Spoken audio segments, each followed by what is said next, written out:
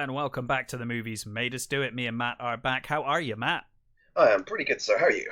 I'm doing all right. It's all good. Today's going to be interesting. We are bad enough at doing one film. We're going to try and do two. Well, they're very similar. So today we are looking at Nosferatu, both 1922 and 1979. Yeah.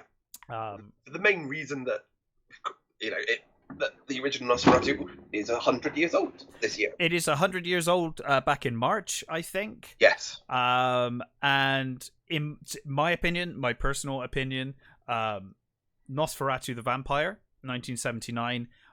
If I had a top 5 of film remakes, this would probably be number 1. It's between this and John Carpenter's The Thing. It kind of, they fight each other at the top, but this is close. And then Body Snatchers and stuff, the 90s Body Snatchers or 80s. Absolutely. Hey, that's gonna be even more confusing when we come to do Body Snatchers. Oh, we could do like 4 versions of that. There's like 4 versions. Exactly, yeah.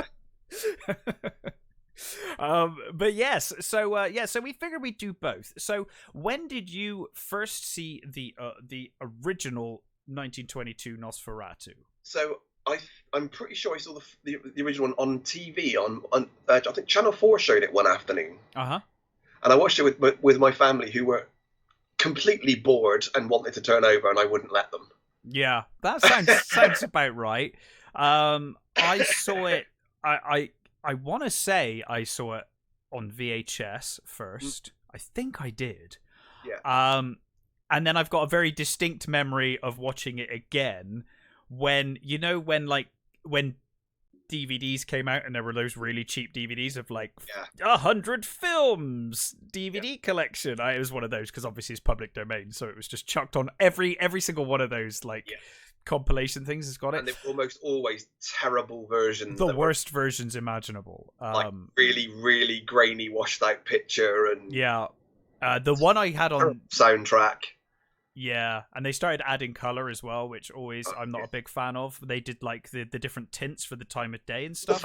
The funny thing is that's actually originally that's how the original was done. The original does have tones. But the thing is, when I saw it originally, we never had that. For the night. Yeah, so when I saw it originally, we didn't have that, so I hate it now when I see it. I'm like, it's not right because it's not weird, how I remember it. Yeah.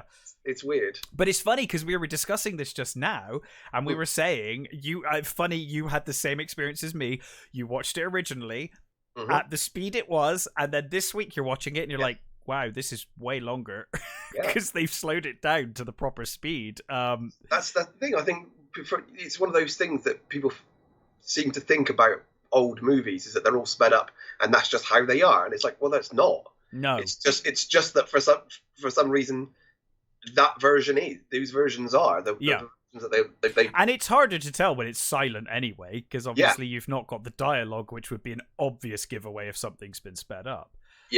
But yes, and then when did you see the remake? So I put that off for a long time. So did I. I like Kinski, I like Herzog, but I was kind of like, I don't think I want to see a remake because how many times we've been burnt, Oh boy. And I don't think at that time, I knew that the Thing was a remake. So I was, that's sort of reluctant. And then somebody, I think I was at a party somewhere, and they just put it on.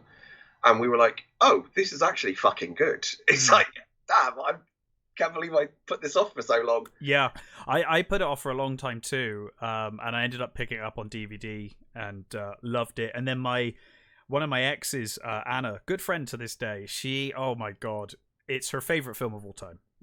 So I watched it loads with her. I don't have a problem with that. No, well, she is a huge Herzog fan. So yeah, it was but it's her favorite of his. I think he's her favorite, and this is her favorite of his. So it was, we watched it a lot. Absolutely one of the best remakes of all time. And obviously, the cool thing is that obviously you've got the silent version, and you're making a film that's I guess it was. Well, Herzog himself has said that the original is the best movie to ever come out of Germany. I can't disagree. I mean, the original movie is incredible. Mm-hmm. I just see the remake as the perfect way to remake that film. I think they did everything so well, and you can tell that there is so much love for that original movie. Yeah, he So much almost love. weirdly he almost copies certain shots. He does. There's a few shots he copies. And I would say this: they're not as good shots. Yeah, but there's something about that. One specific shot when looking across the house. Oh, I like the one where he's looking up through the deck. Oh yeah, and he just goes across. The scene in the original is one of the most iconic scenes ever filmed. Yes, and Herzog's version just isn't that. It just is slightly not as good. The thing is, I think the black and white goes a long way, and the age of the film goes a long way because it looks creepy. We'll get into it, but I also think one of my favorite scenes, which starts off looking goofy and then I think it ends up looking really creepy in the original, is when Orlok's carrying the coffin. Yeah. When he's carrying it through the streets, it suddenly becomes really eerie and creepy at one point. And you're like, oh, actually, and as much as I love the remake, it doesn't quite capture that same eeriness in that scene. I think also the original, the one he's carrying the coffins. Yeah, he looks like he's doing it with less effort. Yeah. Oh yeah. He's like you can tell he's just effortless. He's just walking along with it. It's just something really creepy about that image. Although I do think that Max Schreck, and I don't get me wrong, that I love everything about the remake. So taking this in context, the Max Schreck's body movements in that original, he's so like weird and like he's kind of just not quite human, and he really pulls that off. It's like he's sort of he's become more of a beast. He's just kind of forgotten how to move normally. Yeah, and I think consider normal. He is definitely more of a monster in the 20s version. In the 79 version, he feels a lot more vulnerable. He's way more tragic. Still creepy as fuck, but I do feel a bit sorry for him. You wouldn't want him in your house, would you? No. Like stood at the end of your bed. Yeah. But he's much more tragic. He's one of the way more tragic versions of Dracula. Yeah. I mean, he says, well, we'll get. Let's later on. Let's start. So, of course, in the original, so the names are different. So in the original, obviously they had the copyright issue, so the names were all changed. Which I mean, look how that could have been one of those. There's two tragedies about this movie. One that it nearly was completely erased. Yeah, they demanded the copies be destroyed, all of them. His Dracula's estate, right? Yeah. Sorry, Dracula's estate. Yeah, actual Dracula in Transylvania was like, "How dare you use my character?" Sorry, Bram Stoker. I can't believe it. That's brilliant. Dracula himself decided to put in a copyright strike. Stoker's wife Florence. Yes, she it was her only source of income. So I can understand it. Yeah, but my God, what a tragedy if they'd actually destroyed all of them. Yeah, like it is. And the other one is stems from that is that the company that made it was a Prana Films, and they were planning on making monster and occult movies. Right. So they had a whole plan to make more of these sort of weird and creepy movies, because the guy, one of the guys, what's his name? Grau, Albin Grau, who was the guy who made the makeup and stuff. He was he was an artist and an architect, but he was also an occultist. Oh really? Oh cool. Yeah, and he knew Aleister Crowley. He was at one of the big meetings where their group broke up because people were either following Crowley or following the old ways. Right. And he's one of the guys that supported Crowley. And they wanted to make sense, but because of the court case and that, they basically filed for bankruptcy and they never made any more movies. Oh wow. That's So such a shame. We could have got so many others. We could have got like the old Universal.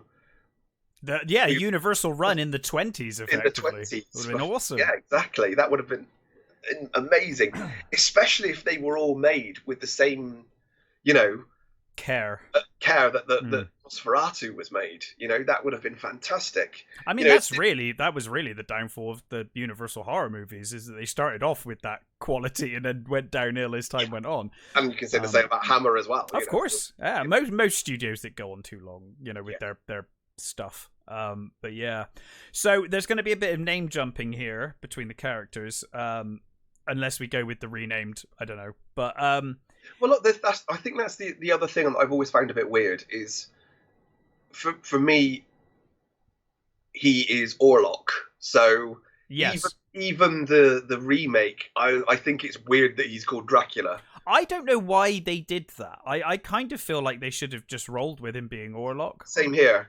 I would have. I mean, there was no need to, because by then Dracula was out. Yeah, no, they is the main, so it was fine. But I would have kept it as Orlok. I'm wondering whether the studio said like you'll get more money if you go with Dracula. Maybe. Which is because it's odd though, because it's not called Dracula, and people going to see Nosferatu. That's it. Would probably be expecting Orlok. But either way. Then again, I suppose there are certain people that think that he's called Nosferatu, so. That's true, like Frankenstein. But so obviously in the silent version, we get the page of the diary, don't we? Of is it Joanne? Is that his name in the original? It's the yeah. And you get the we're introduced to Hutter and Ellen, the newlyweds. And one of the things I love that they kept in the remake. Is it in the remake? Harker and Lucy, they've got the cat. Lucy's got the cat, and they got the cat in the original. I always thought the cat was adorable in the original, and they both have cats. So I'm glad they kept that little thing. But his employer, Hutter's employer, called Knock in the original, Renfield. Why am I forgetting his name? Renfield. In the remake, he says, "Hey, look, Count Orlok / Dracula wants to purchase a house across the street from your house, and basically it's going to be a bitch to get there. But if you do, there's going to be a hell of a lot of money in it." Now, in the original, I love Knock is mental. Knock is almost more terrifying than Nosferatu is. He's a complete not only is he a complete grotesque, he's also clearly absolutely off his rocker. It's funny as well watching the original. In a lot of ways, you watch the remake and you're like, wow, the remake's so much more subtle. And obviously it is, because you've got to think, in the 20s, all of these guys were stage actors. They're acting for the stage. Cinema was brand new. They don't know how to act in front of a camera, so they're all acting like they're on stage. It's very over There's a lot of over-exaggerated movements and that sort of thing because of seeing it on stage. But also because you have the text come up on screen rather than the words being spoken. Yeah. You kind of read it differently, and a lot of the times they put exclamation marks in the text, which makes it seem like it's really over the top. Yeah. And then when you hear it actually said, because they do say quite a few of the lines in the remake, when it's said in the remake, it's like, oh, it seems so much more subtle. Because he's like... They almost make it sound like nothing when you hear it in the remake. It's just just incidental information. Yeah. In the original, it's like, no. I was like, you never listen to this, dude. No. A, he's laughing manically and looks insane. And B, he's like, oh, it'll cost you a lot of money, a lot of sweat, and some blood. It's like, whoa, okay. The remake Renfield he's great. He has that sort of it's a nervous laugh, isn't it? So it doesn't sound quite so mad. It just sounds like he's a bit of a nervous tick that he's got. Yeah, they kind of until a bit later it gets worse as he goes along. But yeah, I always felt like they went a bit of a different way in the remake with Renfield versus Knock, because in the original, Knock kind of ends up being the guy who is becoming the next vampire more than anyone else. Yes. Whereas in the remake, it's actually Harker who's becoming the vampire. Yeah. And Nock, I think they do a great job, because in the original, obviously, Orlok's got that hair, and Nock has the similar hair as the film goes on. You kind of see him transform. It's kind of cool. Yeah, and Nock's the contract as well is you could do with Grau as well. He wrote that, because those are all like alchemical symbols and things like that. And that's, he wanted anything to do with the occult he clearly loved, and he put that in the contract. Mm-hmm. Yeah, which you don't get that in the remake. You don't get this is weird and spooky. Mm-hmm. But yeah, so then obviously.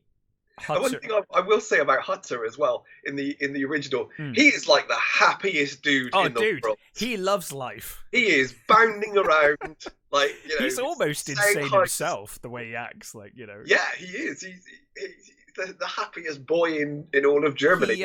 He wakes up like he's in a Disney movie. Yeah, exactly. It's like Snow White waking up. He's the Disney princess. Yeah, he kind of is.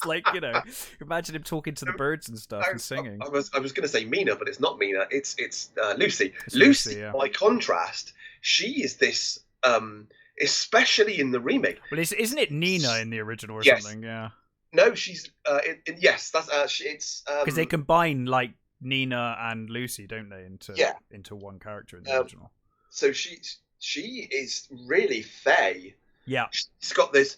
I mean, she almost looks, especially the Isabella Gianni version. She's so pale, and she's already this wide-eyed, like almost like a Cassandra figure. She sees sort of things, and she, but nobody believes her. Especially in the remake.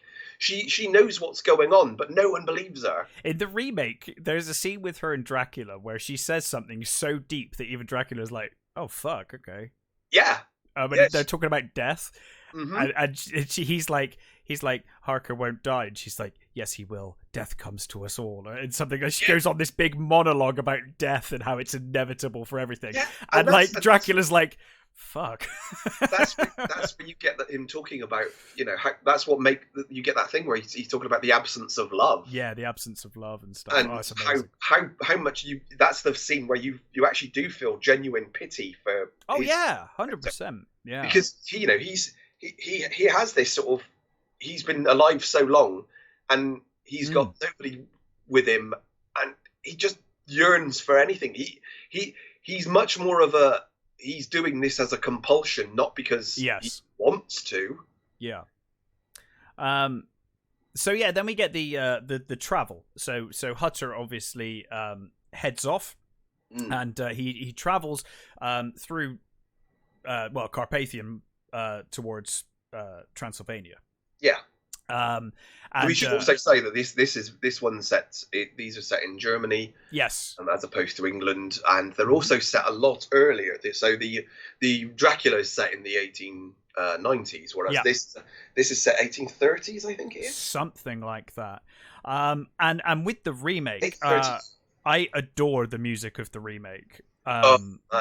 Oh god, we forgot the opening. That opening with the in the crypts. Oh jeez, that opening's so good in the remake. That opening, I think the weirdest thing about that disturbing. Opening, they're real. I know. I know. It's in Mexico. Yeah. It's from a village that died of, I think it's cholera. Yeah, it's pretty grim. But there's something with that music. They're usually in cases, I think, and he was allowed to take them out, so he put them in like age order. Yeah. And it is so genuinely creepy and horrible. It's really creepy. Real people. They were real, naturally mummified people. Yeah, and when you combine it with that score, it's incredible. But here when we get Harker traveling, I think the landscape combined with the music is absolutely gorgeous. You imagine how hard it would have been for the original, the 20s. They had one camera. Yep. And they had to literally carry it up mountains. Yeah. And so, I was going to say shots. I think they're amazing shots for the 20s. But B, I would also say that where the 79 version is beautiful in its landscapes, and it's you know, it's still ominous with the music and stuff and all of that, but it's beautiful. The original, they make it downright creepy, and everything just looks terrifying with that beautiful orchestral score that they've got, and the sort of almost chanting. When there's the scenes where he's like walking through those caves and things, there's a weird sadness to it all. It's there really is. He's, you know, you get these shots of him sort of like looking into the water and looking at the waterfall, and it's genuinely sort of, oh god, it's like, how lonely is this? It's weird and just beautiful. Yeah. So he stops off at an inn where we get the comically over the top dude being like, don't go up there. It's a terrible idea. But I do think this is one of the things that I love about the original. As you know, when he, in most versions of Dracula, when whoever it is goes into the inn, usually the innkeepers and the people are usually sort of afraid, or you know, they're usually standoffish or even downright hostile to the new person. They're concerned. In the original, they're really friendly and happy to see him. He's until he mentions where he's going. A nice traveller that's come. They're really happy to see him until he demands his food because he's got to go to the castle. They can't get much business up there. Well, I wouldn't have thought so. I mean, it depends on where I imagine it's locals only. Yeah. Whereas in the remake, you get that whole thing with the gypsies. Yeah. And you know, they've seen the other side, so they know, you know. That whole scene where the gypsies talking about, you know, what he's seen, and the guy's translating for him. That's a fucking weird scene. Yeah, and it makes the gypsies like that more sort of, you know, weird and the sort of superstitions of the gypsies. It gives them this weird mystique, you know, that they're to be feared, but listened to. Mm-hmm. Yeah. So obviously, Hutter / Harker continue regardless of the superstitions. Well, you get that. You also get that the night scene where he finds the book. Yes. The account of that was it. I wrote down what it said. It's like details of of vampirism, isn't it? Yeah, it's where is it? Oh yeah, vampires, terrible phantoms, and the 7 deadly sins. That's what in the original. That's what it's called. And I love the way the original Harker. You get that scene of him reading it, and he sort of laughs and throws the book on the floor, sort of thing. Yeah, he's still living in Disney World. He is. He's totally living in Disney World. Yeah. And the other Harker, he sort of reads it, but does kind of. He's like, okay, but fearful of it. He's sort of, you know, he's clearly I wouldn't say a man of science, but he's clearly, you know, a little less superstitious. Yeah, he doesn't buy their superstitions. But there's at least something that niggles about him that he seems a little bit more cautious. Yeah, and he ends up like taking the journey unassisted. Up the Borgo Pass, whereas in the original, obviously, he gets picked up in the cart by the Count. So the Count actually meets Hutter and actually takes him comically fast. It's like, whoa. It's like stop motion, isn't it? It is, yeah. It's really brilliant. I love the way. There's quite a bit of stop motion in the original that I love. And yeah, that's one of them. So they arrive at the... Hutter gets... Harker gets picked up by basically a funeral a hearse. Yeah. And it's not in that version in the remake. It's not Orlok that picks him up. It's not. And he ends up making the rest of the journey on foot because he's like, no, I'm not going up there. Sod off. This is as far as I go. Doesn't he have that line where they're like, hey, I just want to go up that pass? And he's like, what pass? I don't see any pass. Yeah, there's no pass. Talking about, sir. Yeah. So he ends up making his own way up there. But obviously, once they get there, they meet the Count. And again, actually, in the original, there's when you've got the carriage ride. Yeah. There's that scene where it blurs, and it looks like they've crossed over something. Yes. Because that's one of the things that the original definitely gives you is that well, they say, you know, that in the remake as well, that the gypsies say it's not really there. It's like an other world. Yes, it's another world. Yeah, you get that impression with in the original when the carriage goes over. It's like it goes into another, like a pocket dimension or something. Yeah, It crosses this bit, and you see that, and you see the castle, and of course later on, you know, we'll get to the scene later on, what happens with the castle, but yeah, it does give you that sort of, you know, sense that this castle it's affected by his presence, you know. Yeah. Now in the original, I always felt like Orlok comes across as like really pissed off because they get to the castle and he's like, You're late. All of my servants have gone home, and I kind of like storm in. Whereas in the remake, obviously Dracula's a lot more softly spoken, or seemingly softly spoken, and he's a lot more sympathetic and kind of, like I said, vulnerable. And he says, "Oh, you must I must apologize. I'll have to serve you because my servants have all gone home because it's gone midnight." And it's like, bollocks! You don't have any servants, mate. This place is a shithole. It's falling apart. There's no way. The shot when you're introduced to Orlok in the original, yeah, as he comes up that path out that arch, the framing, it's a fantastic shot. It's amazing. It's really beautiful. It really, really is. So they dine. By they I mean he, Harker / Hutter.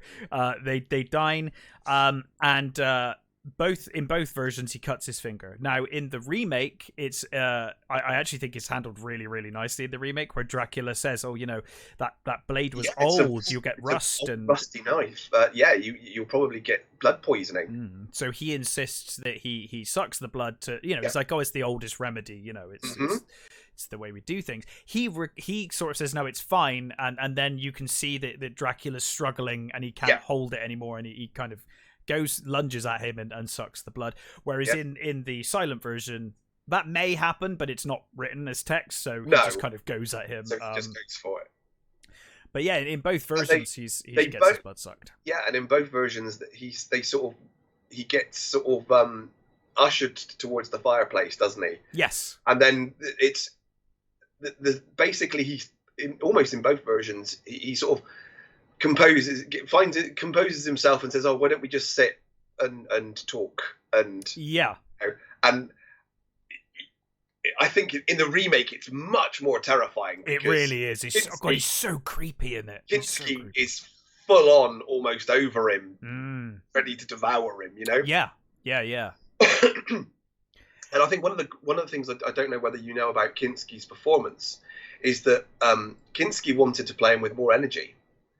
Oh, really? Yeah, and Herzog would purposely bait him every day so that he would go off and have one of his tantrums and have one of his rages. And then when he would calm down, he'd have spent all his energy. Right. So his performance, so Herzog got the performance he wanted by angering Kinski to the point where he was exhausted. He was playing him lethargically. Right. I love that detail because that's awesome. It worked. They had such a fucking weird friendship, those two. Yeah, but oh my god, it works. It works so well. So they then obviously go over the details of the house. And in both versions, Dracula / Orlok sees the picture of his wife, Lucy Ellen. Yeah, and he in both versions says she has a beautiful throat. Beautiful throat, yeah. Which is a very odd thing to say. And I like that in both versions, they're both like, that's a weird thing to say. That's a little concerning.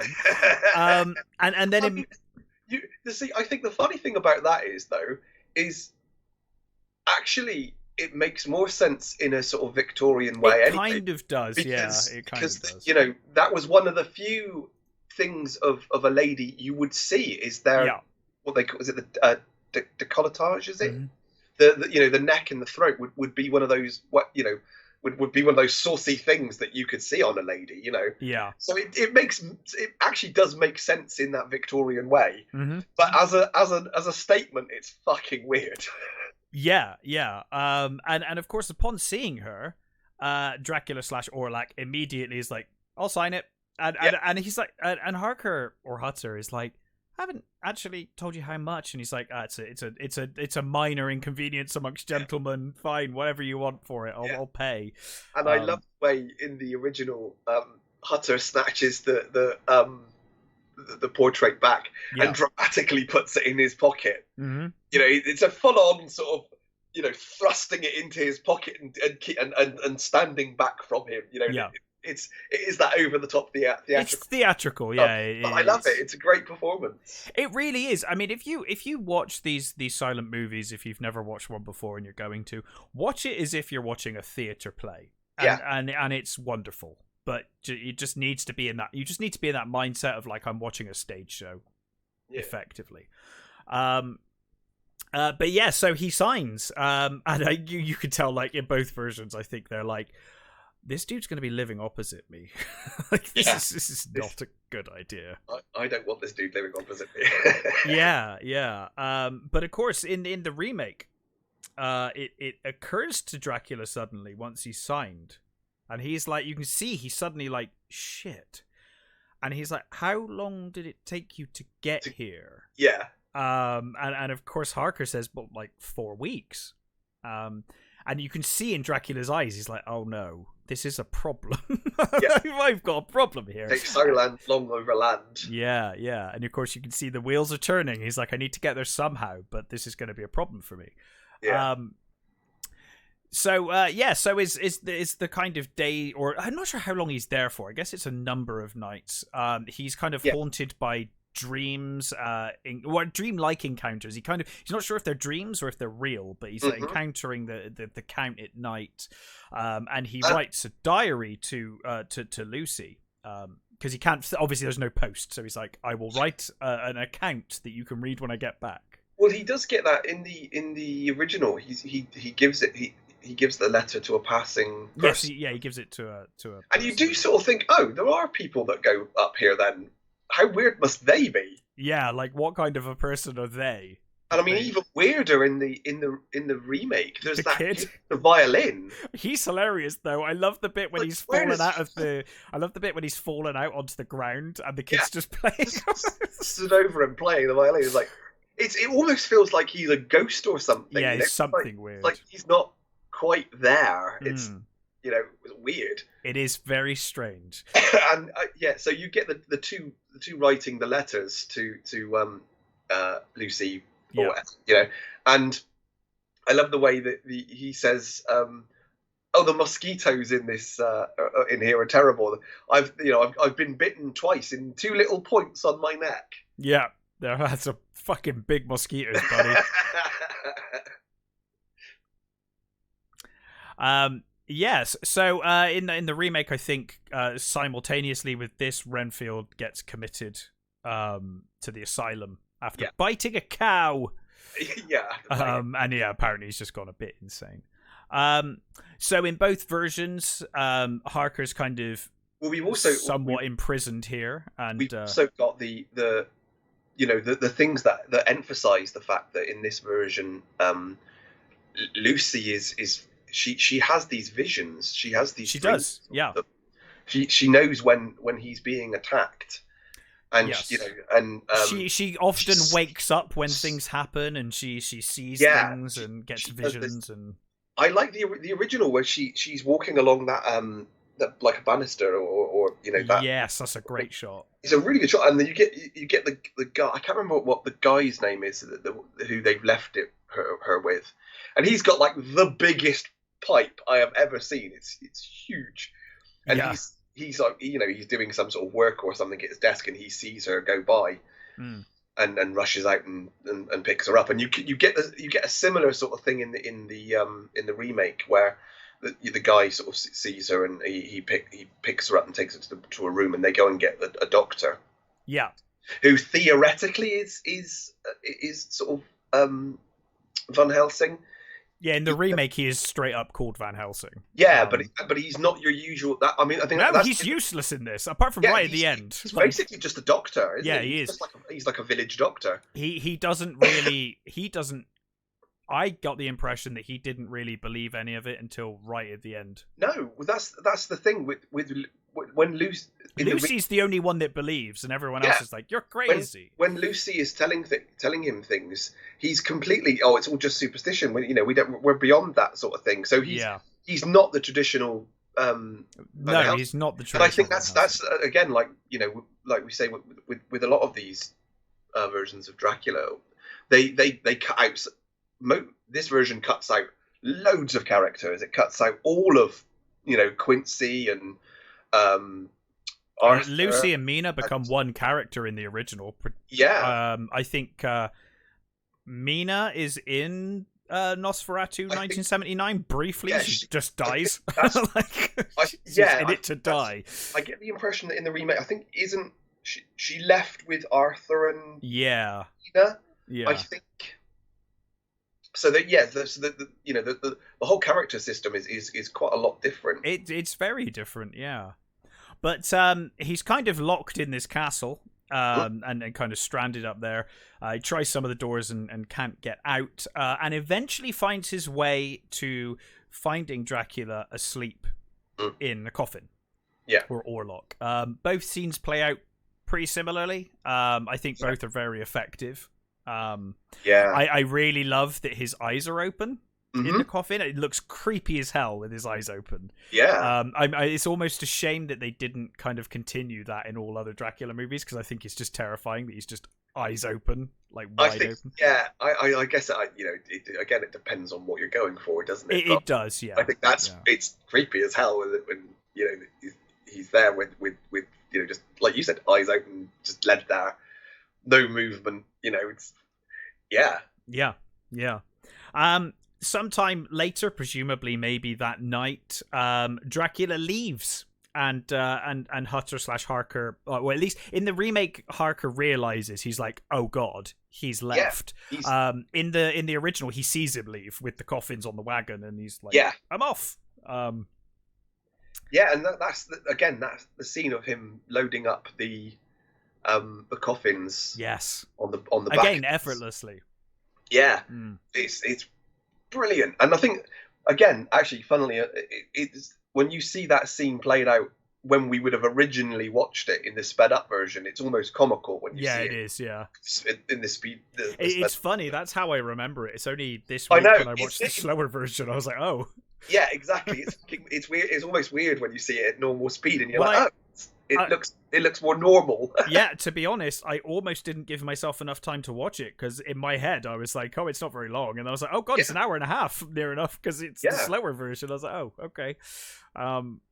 He's one of those DVDs I bought like really cheap, and I've not actually watched it since I bought it, because it was like, I want Nosferatu, one day I'll watch that again. And I finally came around to it. I was like, wow, this is really slow. It's not the version I remember. And the other scenes you get as well before he leaves. Yeah, you get the two scenes of Nosferatu attacking Harker, and it's Lucy seeing them. Yeah, Lucy sees the and in the original, it's I think the book that he's reading says don't let his shadow engulf you. Yes. And in the original, because you didn't want to show certain things, it literally that you get his shadow going over Hark. Yeah. And then you know what's happened.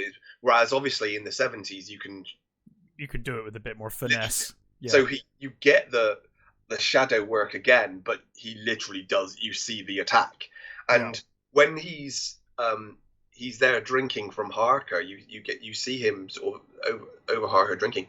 Lucy screams out, and it's like he hears Lucy. Yeah, they already have that connection, don't they? Mm-hmm. Yeah. He hears her scream, and he stops feeding, and he sort of looks as if he's seeing her. Yeah. Across the distance, sort of thing. Yeah. Now he in both versions he manages to to make a rope from bed sheets, and Yeah. not quite long enough to get him all the way down, so he ends up. Yeah, it's falling. almost comical in the remake, isn't it? I think it is, especially with that fucking especially gypsy with kid. the violin playing kid. Yeah, He's hilarious. Because he's just sort of like led there for a bit, and this kid starts playing. It's like, okay, why is that happening? It's almost funnier because it looks like the kid's just been stood there waiting for him to wake up before he starts playing as well. Yeah. It's just, this kid's an asshole. So eventually he is kind of taken to a hospital of sorts, and he's kind of raving about the black coffins, and they basically assume that he's got fever, and the sickness is kind of affecting his mind, and he's delusional. He's kind of, that's the main difference between the two Harkers here is that in the remake, Harker does lose it. He completely. Well, it's like I said in the original. In the original, it's Knock, or Renfield's character that becomes the vampire, whereas here it's actually Harker who is the one that gets sick and starts becoming the vampire. And again, actually, that's another deviation from we see from a lot of the other Draculas, is that this Dracula, he's not turning people into vampires. Yeah. He's this sort of plague bearing. Oh, dude! I was gonna say the plague follows him. Well, I see. My take on this is actually that Nosferatu, both versions of Nosferatu, Dracula kills more fucking people in these movies than in any other film. Like, he brings the plague with him. He brings plague rats. Like the town. Now in the original, he brings the plague rats, and that happens. It's way more sinister in the 79 version, because you actually have Renfield at one point comes up to Dracula and he's like, "What shall I do, master?" And Dracula's like, "Go to town. The plague rats will come with you." And it's like, it's completely like systematic. Fucking, we're gonna destroy this entire town. It's awful, and it's really chilling. And we'll get to it in a moment, but it's so chilling in the 22 version because it almost looks like footage of just the plague at points. It's like, oh god, this is horrendous. But yes, so while in hospital, Orlac/Dracula has gotten a ship. And he's prepaid it, and then they say in the remake, they're like, "This is odd, but it's paid for." Just pick up the Earth for scientific purposes. Yeah, and in the remake, they demand to look at one, and they open it, and obviously just find rats and nothing else. Sure. So it's assumed. Well, the crew either die of plague or they get their blood sucked. Not sure which. I think a little column A, little column B. A little bit of both, maybe. I imagine that Orlac/Dracula is not terribly bothered about the plague anyway, so he probably is just sucking on people whether they're plague-ridden or not. It probably doesn't make much difference to him. And I think you get that really cool shot in the original of the captain tying himself to the wheel. Yeah, to make sure that they arrive. Yeah. There's like only two people left at that, just before. Yeah. And one of them goes down to the... They find him tied in the remake, but you don't see it, do you? Whereas in the original... he's just tied up. Yeah. But in the original, I guess the first mate goes down and he smashes one of the crates. Again, you see all the rats swarming around in there. Yeah. And then Orlok appears. I love that shot. That stop motion shot of the doors opening. The hatch opening, and then the rats coming out, and it's fantastic stuff. Yeah, and I forget which point. Which point do you get the rise from the coffin? Is that here or was that? I think it is here, isn't it? Isn't it here, and then he comes up through the thing after? Yeah, because that is one of the most iconic shots of any movie. So many movies have that shot. Yeah, or featured that shot. Music videos, like I've seen that shot so many times, and it is. Well, it's in Under Pressure, isn't it? It's this and the shadow on the banister stuff. It's those two shots that generally are the ones that are used. Yeah. So the ship arrives at Wismar, and there's a few Van Helsing actually is there to investigate the ship, isn't he? He turns up to investigate the ship, and they see the log, and the log obviously says about the plague. Yeah, and it's in the original. It's the Arthur-like character who gets the log and reads the log, and I think they're like council members. I think in the remake. Yes, that's right. Yeah, because the professor in the original is like, he's got like some weird class about meat-eating plants, hasn't he? Yes, yeah. And he kind of talks about how they're similar to vampires and stuff, and all of that. But yeah, so the ship has arrived, and then we get the wonderful. The ship's arrived, and Hutter obviously is Hutter/Harker are traveling to try and get back as quickly as possible. Still very ill and not very well. Yeah. The plague obviously is spreading throughout the town, and Jonathan arrives back home.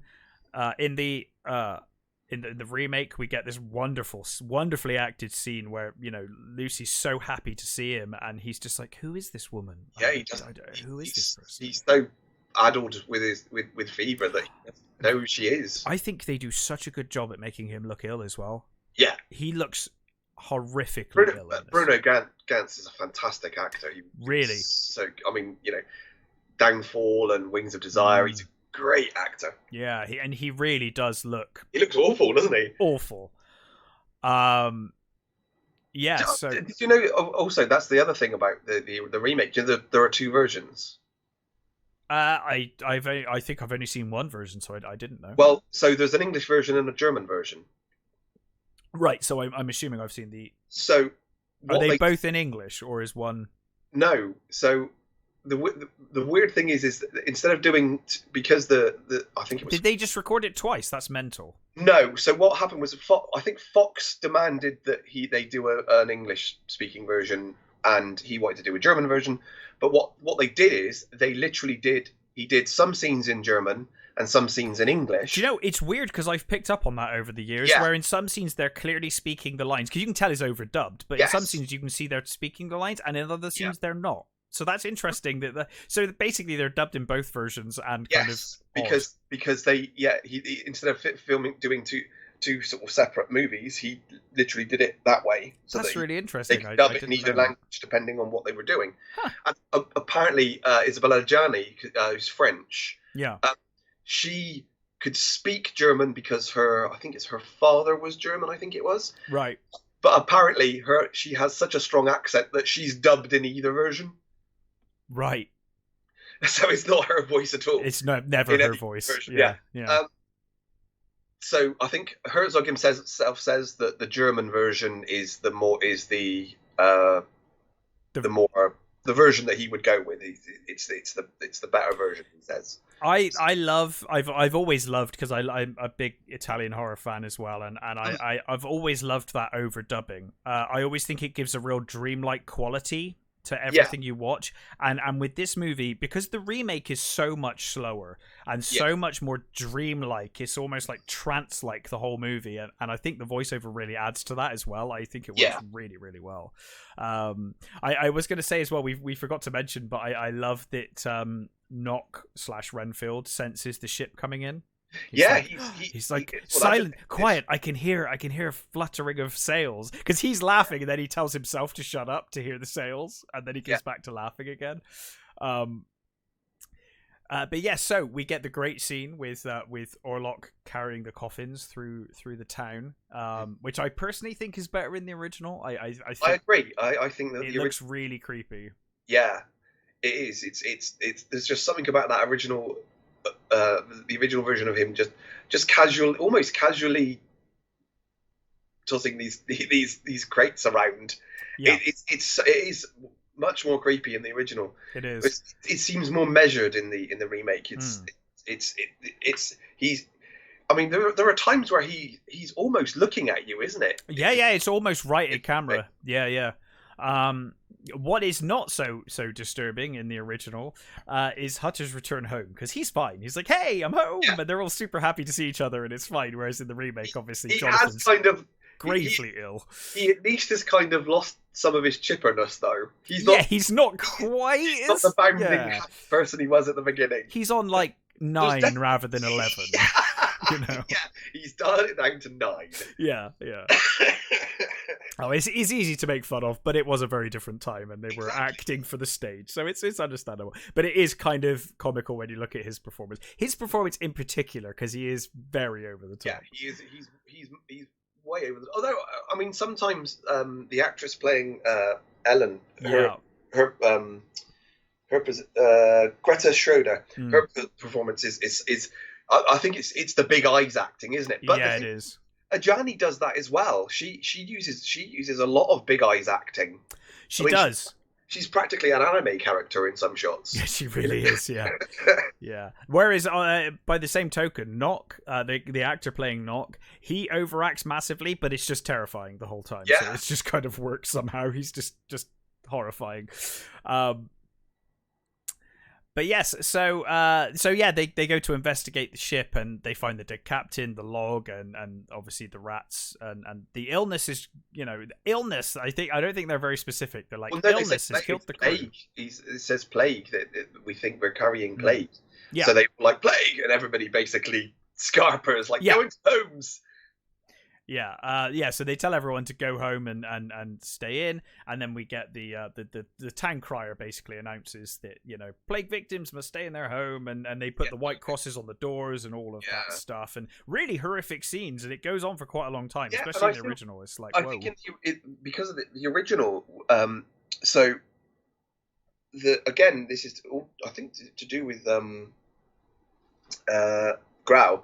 He apparently, when he was serving in the First World War, he was serving in Serbia, and this story comes to him because he apparently, the person he was staying with, he told him that his father was a vampire, and that the village had, and that the village had, whether this is a true story, I don't know, but that was a cool story though. But also, with the plague stuff, is when they came back from the war, there was that outbreak of Spanish flu, which killed shitloads of people all across after the First World War, in Britain and Spain and all over, and I think that's where this plague thing comes from, was the experience of living through that, the Spanish influenza. They exactly like what we've just lived through here. People were in their homes, they were all locked up, they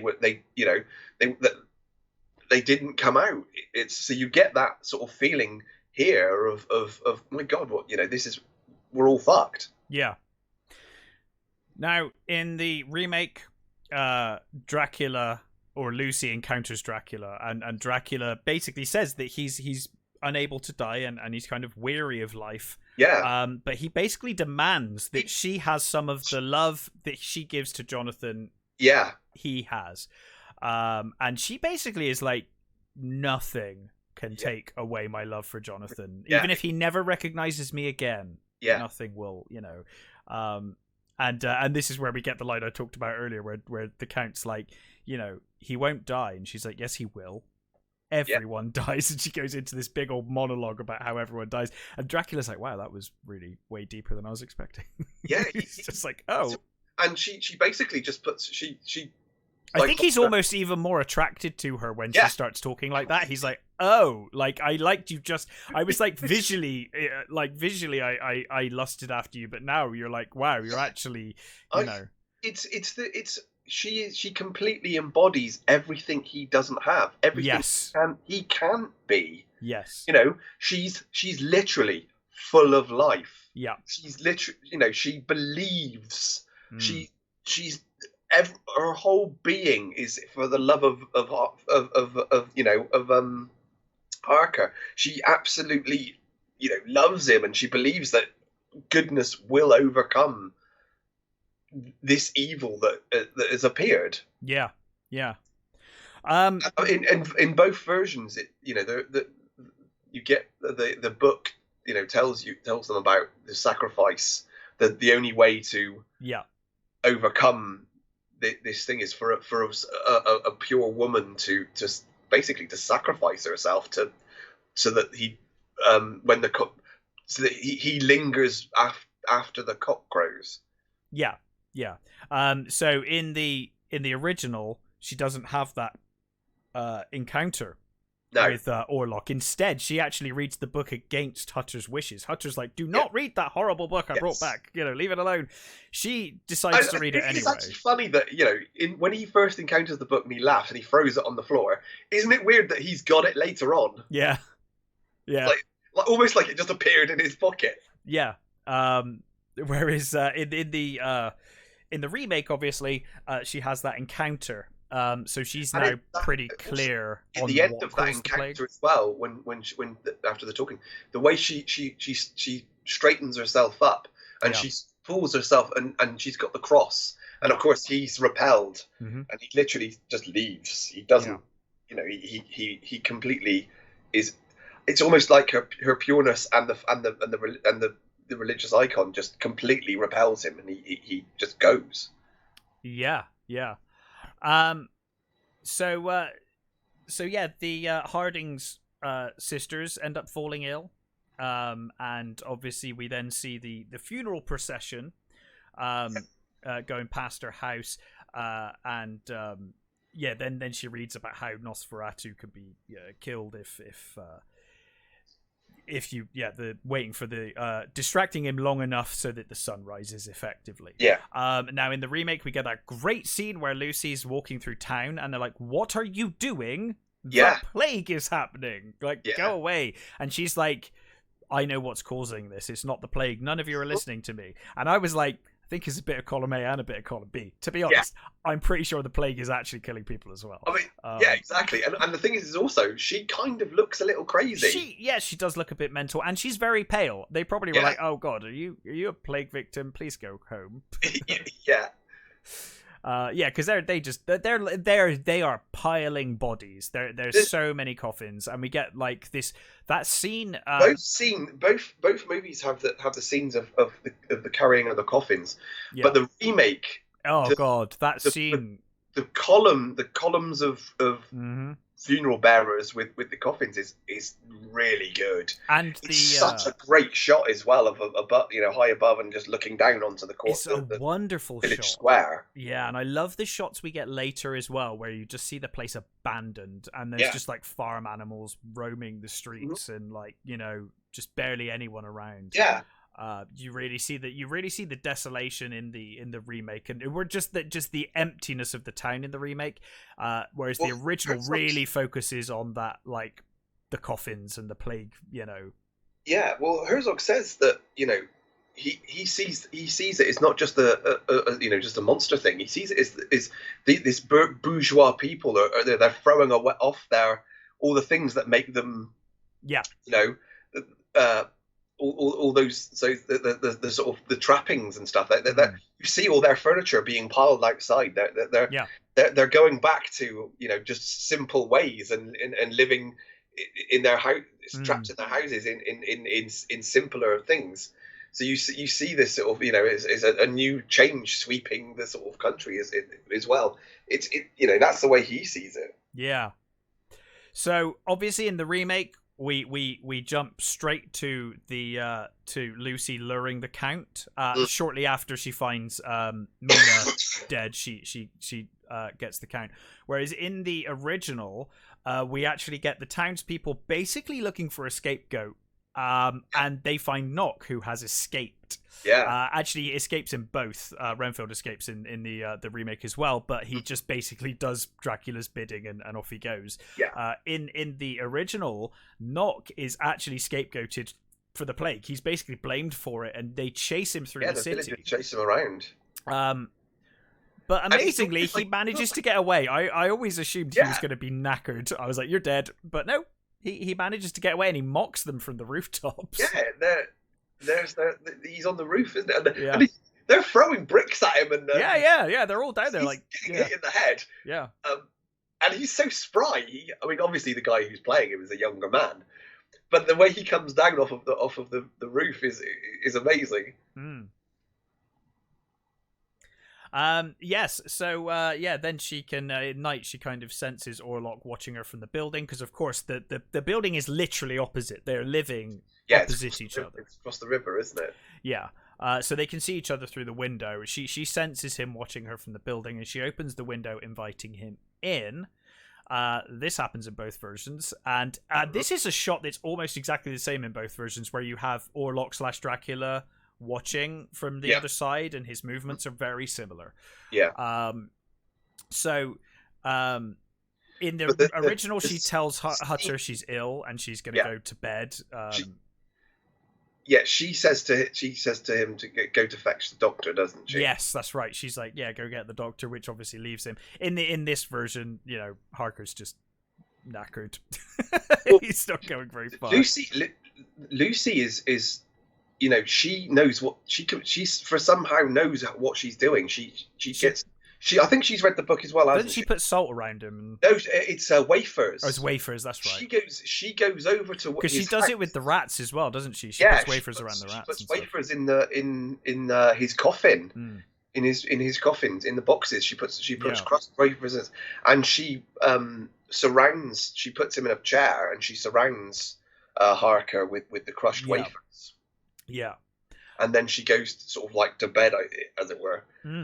So so in the remake, she kind of goes to bed and she makes it clear, and she kind of invites him in. Yeah. And it's far more sexual in the remake. Yeah. Than in the original. In the original. I think it is. It's. I mean, kind of in both, but. Yeah, it is. I mean, the thing is that we're talking. It's a vampire story. It's sexual. Yeah, it's the 20s here, so you can't get away with that. It's much. I mean, you could, depending on how you wanted to show the movie, but it's very unlikely. We get that great shot of the shadow enveloping her as well. There's such amazing the hand coming up, and having her heart. Just brilliant. Yeah. It's so beautiful and so well done. The shadow work is. I mean. Almost every horror movie that's used shadow work has used that movie. It's basically got it from here. Really has. It's awesome stuff. Of course he's in the original. He sucks her blood until the rooster crows. He realizes he's made a mistake and he rushes out to leave, where he's hit by the sun and instantly puff of smoke, burned and gone. Yeah. And this is one of those things. This is where the sunlight killing vampires trope started. Yeah, because in the book, Dracula isn't killed by sunlight. No, it weakens him. Yes, doesn't kill him. Yeah, and this is the first thing to use the death that the sunlight kills vampires, and almost every vampire movie and book afterwards has that as a thing. It's a similar thing to Silver with werewolves. Yes, it is. I was literally just thinking the same thing. Silver was only ever brought into the Wolfman. It was the Wolfman was the first to use Silver being deadly to them. Yeah. And again, I mean, I'm being broad here. Obviously, not every vampire is killed by sunlight. No. Every werewolf is killed by silver, but those are two tropes that were started by those movies. Yeah, absolutely.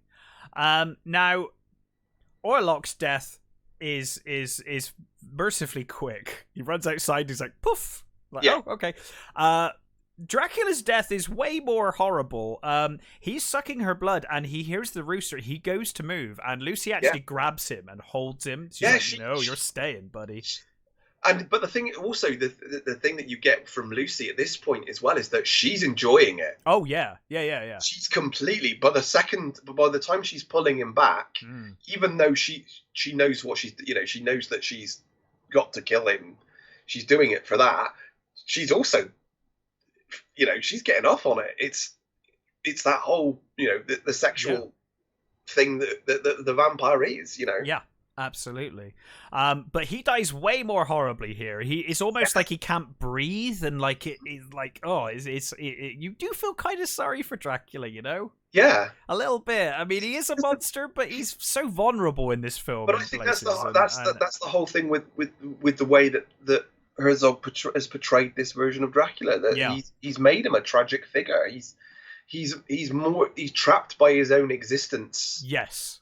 he doesn't want to do any of the stuff that he does, really. He's not... No, and in places you can almost hear him resisting and trying to resist. Like the noises he sometimes makes, he's like, he's like trying. And you see when he bites Harker initially, or sucks the blood from Harker initially from his finger, he's trying really hard not to. He's like, really, you can see it in his face and his hands, and he's just like trying so hard. But he ends up succumbing to it. So he ends up dying horrendously. It's almost like he can't breathe, and his eyes go, and he's not like, even dead, is he? So well, yeah, he's not actually dead yet. So it kind of paralyzes him, doesn't it, onto the floor, and he's like stuck there. Now and then in the remake, Van Helsing arrives and basically discovers Lucy has died, because she dies in the remake shortly after Dracula. Yeah.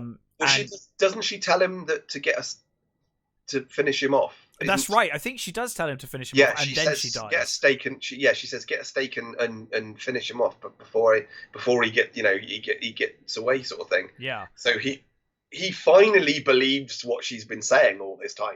He finally believes her, and he goes and he stakes him. And I always thought this bit was kind of comical because the one official turns up and he's like, and they're like, "Did you kill that man?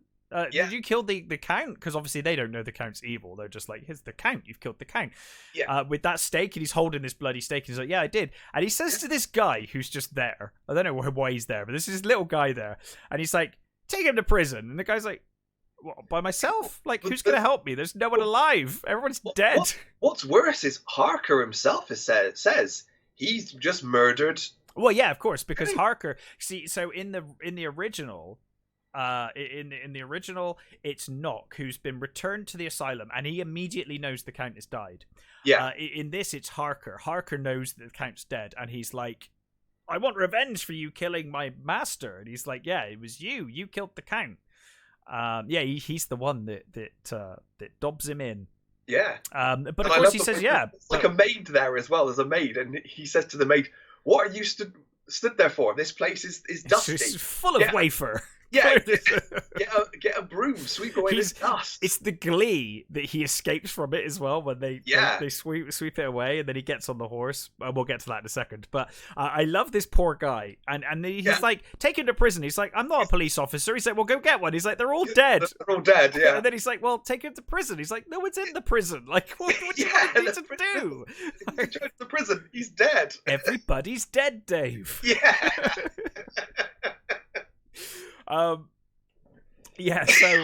So eventually, he's taken away, and he's just like, he says like, "Yeah, I did kill him, but with very good reason." Like, but I think, as a man of science and as a rational man, I always felt like Van Helsing in this scene knows if he tells the truth, they're not going to fucking believe him. Yeah. Like, he's just like, whatever. And I guess he's like, well, there's no one alive to keep me in prison anyway, and I'll probably be dead of plague soon, so whatever.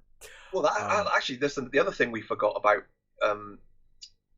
just before, when Lucy's putting the wafers in, when she's preparing for Dracula to come over, there's that scene where she goes to the town square and they're all dancing and singing. Oh, that's a wonderful scene. And eating. Yeah. And it's weird and ethereal. It is. The whole movie, I think, is ethereal, actually. That's a really good description of the remake entirely. It feels like they're not really there because of the way it's shot and what happens. And she goes over to them and she's like, what are you doing? Why are you doing this? And the guy says, "Well, we've all got the plague. We're having one last party. Last blowout before we all die." Yeah. And then you get that shot where they disappear. Yeah. So it's a wonderful shot. You're almost not sure whether they were there or not. It might be they were all dead and that was just they were dead all along. Them. Yeah. Or it was, just that's just the way he shot it. It's one of those. It makes it unworldly, that whole scene where they're dancing around. And again, poor Lucy is. She's trying to desperately to make sense of everything and to right the world as it is. Yeah. And I guess really she does. It's just by that point most people in her town are dead. Yeah, exactly. They're already dead. But I guess she stops it spreading beyond the town in theory.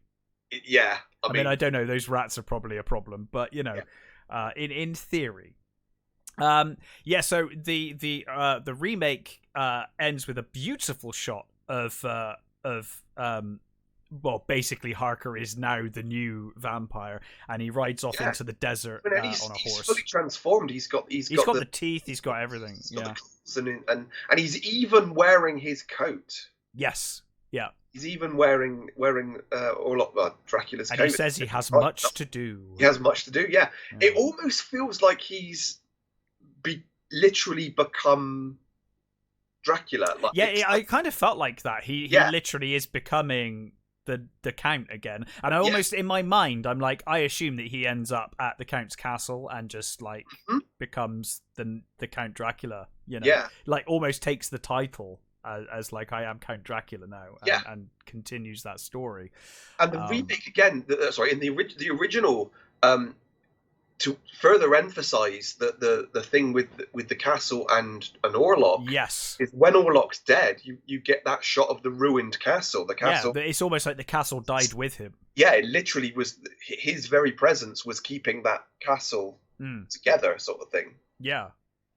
And you know, when he died, it was almost like that little pocket dimension that he lived in is done. Disappeared. You know, it went away with the death of the Count. And of course, the original. So that's how the remake ends, with the desert shot, the wonderful desert shot. The original ends with Ellen found by Hutzer the next morning, and they embrace, and it's a happy ending. Yeah, it's. I mean, she still. A lot of people are dead, but yeah. In the original, she. But they have a brief. They get a moment, and then she dies. There's no happiness to be had in the remake. There's a version from the 30s, that they added voices, and they sounds awful already. They filmed different scenes. I was hoping it was going to be like a Poochie return to his home planet moment, where they just like, and they all lived happily ever after. But apparently it did have a happy ending. Oh, that's not right. So I think she survived in that, and I think that version has been lost. Right. There may be a copy, there may be versions somewhere, but I think that one's one of those ones that purposely people have tried to avoid. Yeah, I've not seen that version actually. No, I've never heard. I've not seen that version either. Although curiously, I've not watched the German version of the remake, and I'm curious. I'm assuming it's the same movie, just dubbed, pretty much. Yeah, you know, there's no extra scenes. There are certain scenes that are slightly different, I think. See, I'd like to see that. So there are definitely scenes that were obviously filmed more than once, but for the majority of it, it's not. So I've got both versions. So the copy I've got was a double pack with the German. Cool. I might have to track that down myself.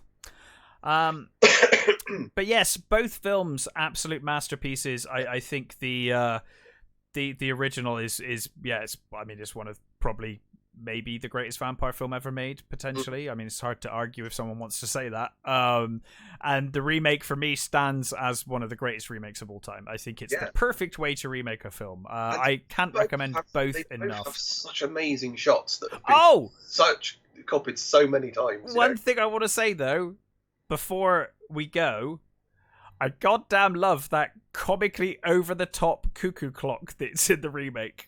Oh yeah, with the skull and the skull flips open and the thing comes out, and it's almost Sam Raimi like at the end. It really is, isn't it?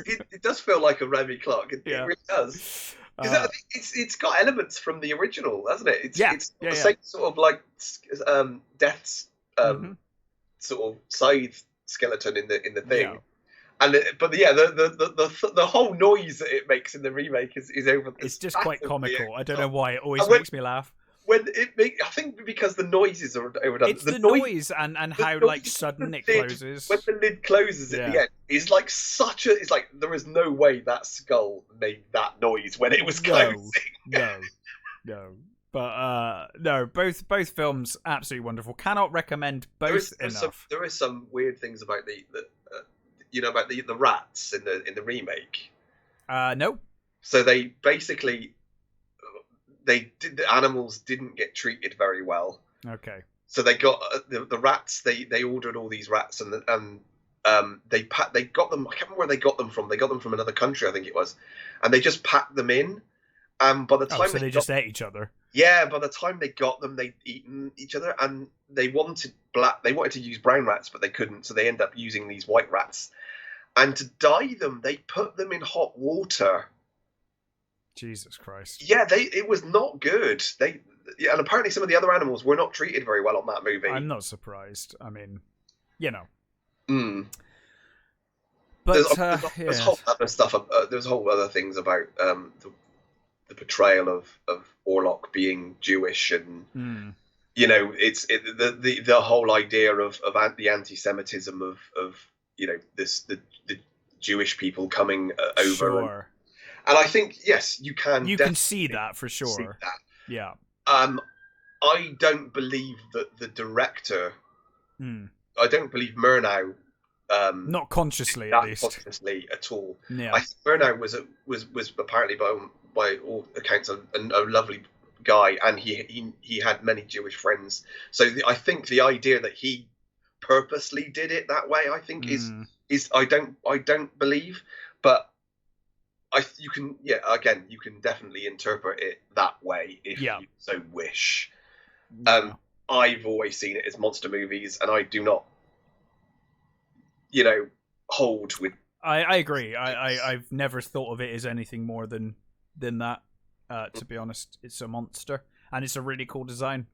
One of the most iconic designs. I mean, always pleased me when you know, it always pleases me when they bring in the Nosferatu, like Vampire the Masquerade does. They've got a whole class.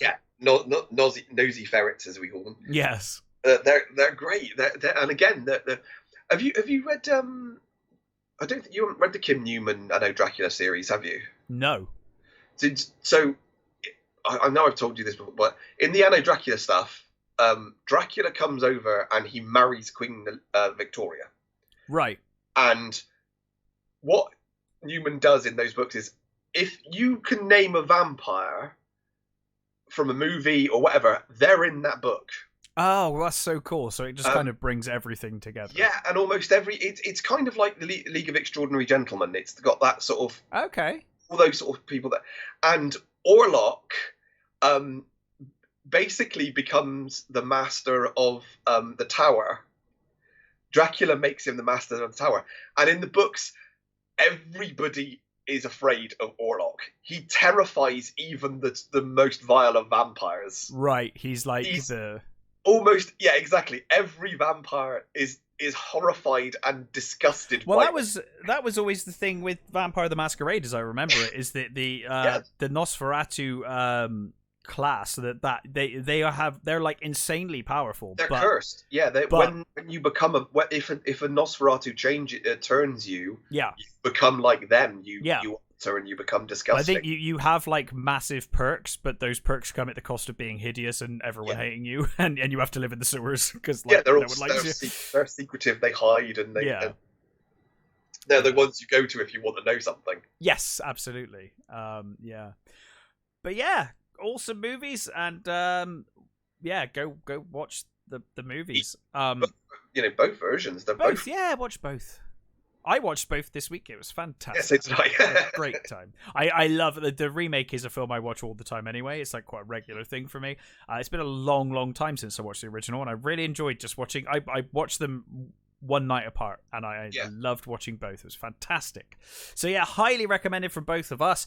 We actually did pretty well there, considering we did 2 in 1. That was probably more coherent than when we do one movie. That worked out reasonably well. But yes, in any case, we will be back next week with our usual review fare. And yes, until then, stay safe, and we will catch you next time. Bye.